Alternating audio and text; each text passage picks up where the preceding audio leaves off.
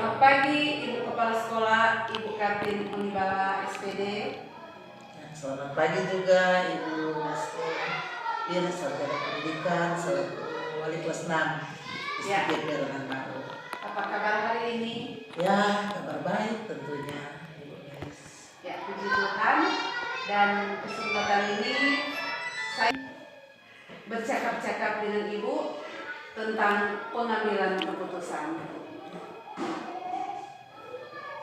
Jadi selama ini bagaimana kepala sekolah dapat mengidentifikasikan kasus-kasus yang pernah terjadi di sekolah ini? Identifikasi kasus-kasus yang terjadi di STGP ini tentunya ya ada kasus yang bisa diatasi dan ada kasus yang kita harus musyawarahkan bersama Dewan Guru.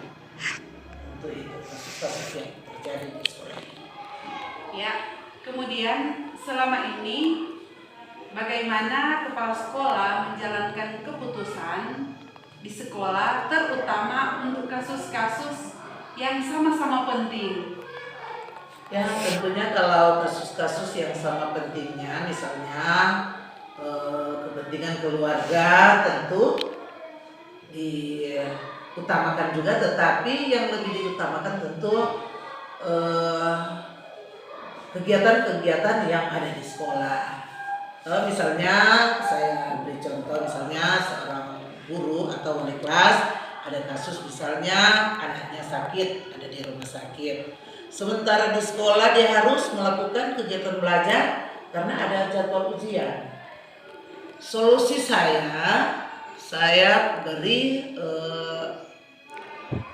kepada utamakan dulu. Misalnya datang di sekolah, baru nomor 2 di kebutuhan keluarga. Itu yang menjadi solusi saya seperti itu. Oke, baik sekali Bu. Dan langkah-langkah apa yang biasa Ibu Kepala Sekolah lakukan di dalam pengambilan keputusan? Ya, tentu langkah-langkah yang saya ambil, saya harus musyawarah dengan Dewan Guru tentunya. Ya. Kalau masalah misalnya agak berat, tentu saya melibatkan komite sekolah dan yayasan.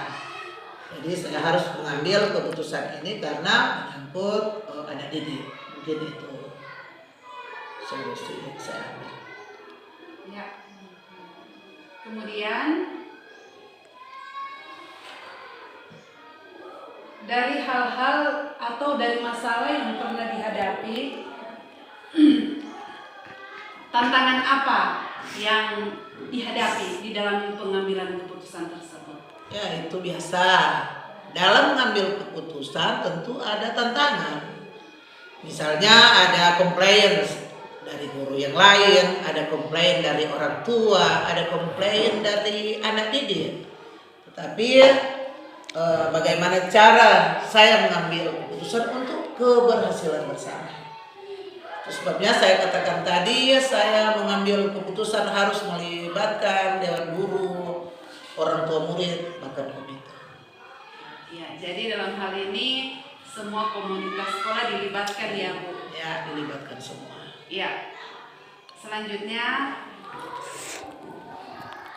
apakah faktor-faktor yang selama ini mempermudah atau yang membantu Ibu Kepala Sekolah dalam pengambilan keputusan?